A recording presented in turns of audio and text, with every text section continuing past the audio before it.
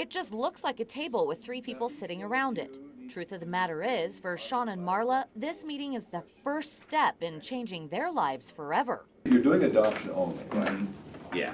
So then we need copies of your driver's license, your social security card, your car insurance, your CPR card, your paycheck stubs, your TB test, homeowner's insurance. Having already attended one of the Have a Heart workshops last month, Sean says he felt fully prepared for questions social worker George Pelham asked.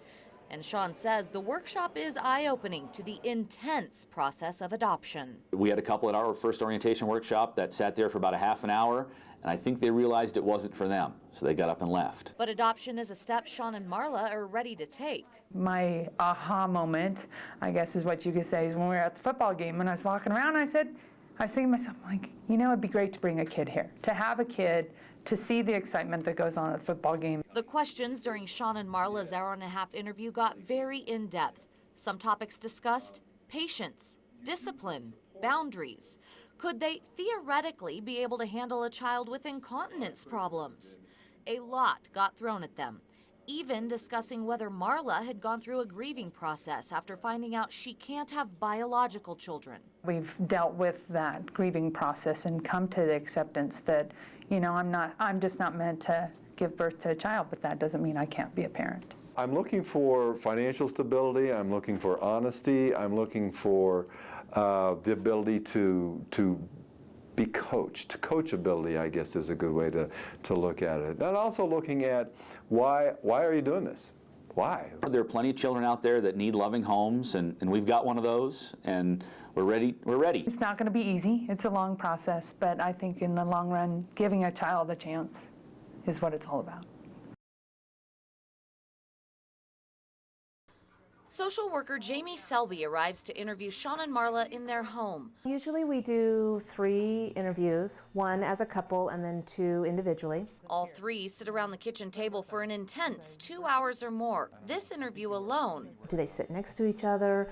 Do they support each other? Do they look at each other? Do they laugh? Do they have humor? Are they comfortable with each other? Why you're motivated, why you're interested in being foster or adoptive parents. As Selby interviews Sean and Marla, she fills out what's called a SAFE report. It's an acronym, but basically it's a uniform report that all Washoe County social workers fill out in the intense interview process. With each answer, Selby will give the couple a score between 1 and 5. 1 is outstanding. 5 means there's a serious problem going on. You can ask specific questions. What are some of the questions that they've had to face? Oh, they had to face if there's ever been a difficult time in their marriage. They've had to ask questions. I've asked questions about their sexual compatibility. I've had to ask questions about their parenting styles, their morals, their values. After the interview is said and done, Sean and Marla are unfazed. Did any of her questions kind of throw you guys off? When she asked about if we were nudists, that was the one that I just kind of went, whoa. No, for the record, we're not nudists. Marla does admit, though, they both cleaned about 3 hours before Selby arrived. You know, you want to make sure everything's perfect, but then we're not perfect people. So then we did what we could do and welcomed her into our home as well as we could, and hope she felt comfortable here.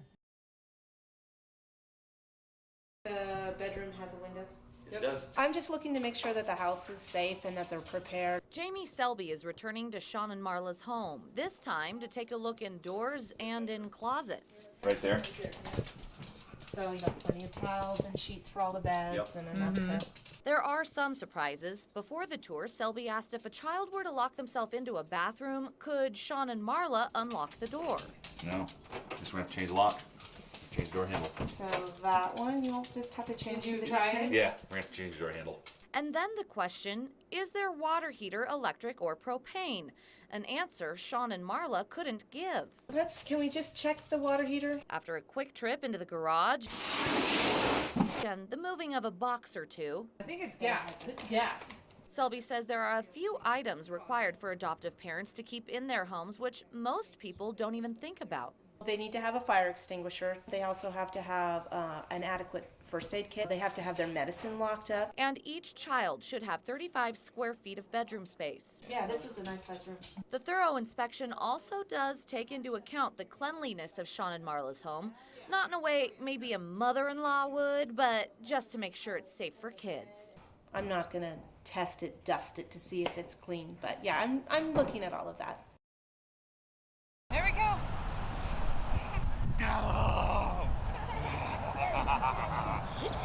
Instantly. I mean, it was just, amazing. I mean, we were out playing with him in the park, and he reached up for both of our hands, looking for, that security. We met up with Sean, Marla, and their son Robert at the park just 1 week after he moved into their home. It does feel really, really natural. From the moment we met him, he took right to us. The adoption process wasn't easy. It wasn't instantaneous. We've told you how Sean and Marla had to go through parenting classes and have thorough home inspections.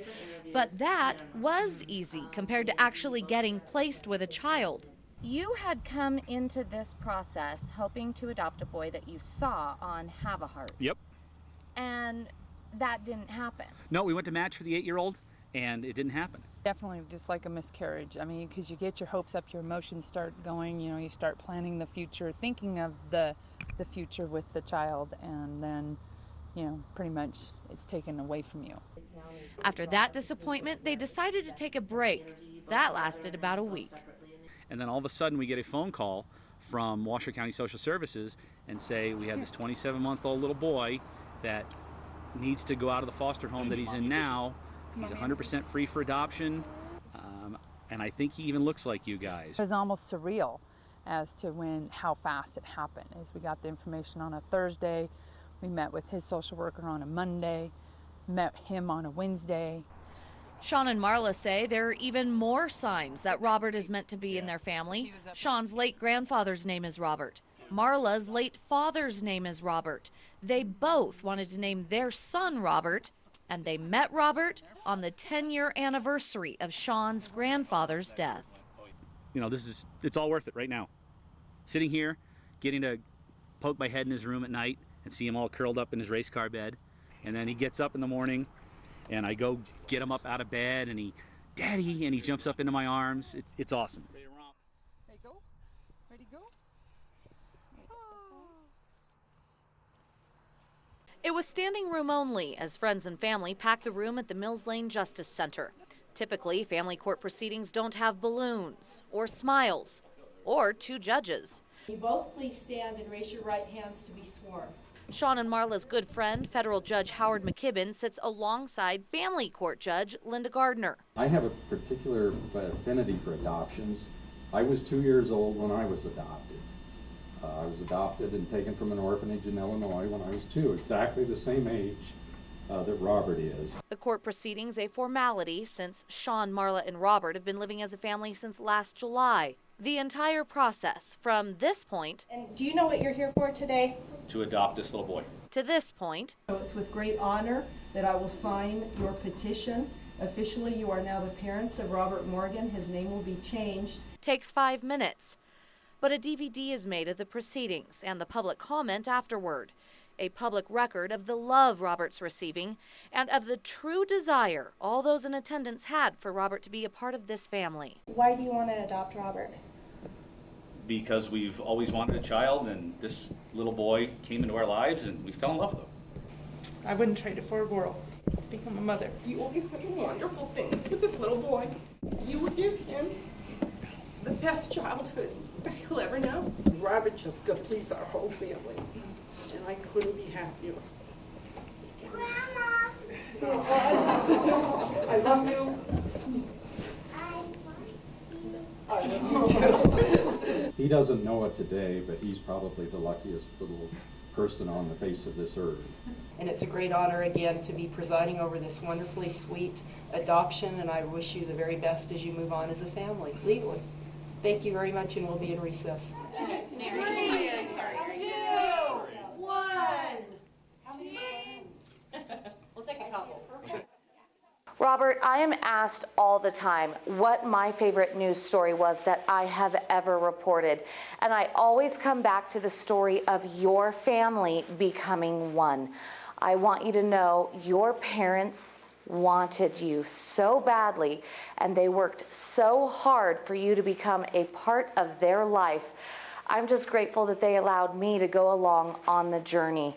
Know that you are loved, and know that your life has touched so many people. Robert, you will always be my boyfriend, and I love you.